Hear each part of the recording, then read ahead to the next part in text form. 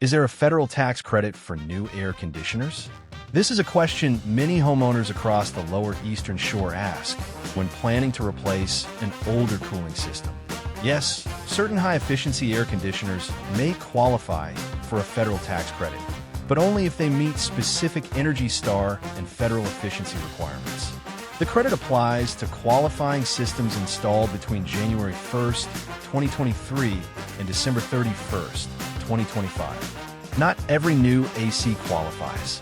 Standard efficiency replacements often do not meet the required SEER and EER performance thresholds.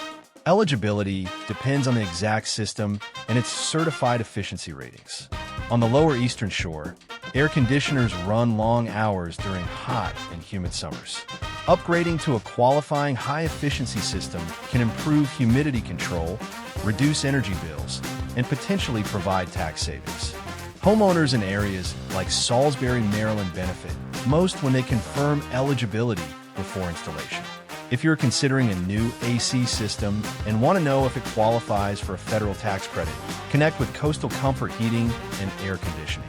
Our team can review qualifying systems, verify efficiency ratings, and help you plan your installation with confidence.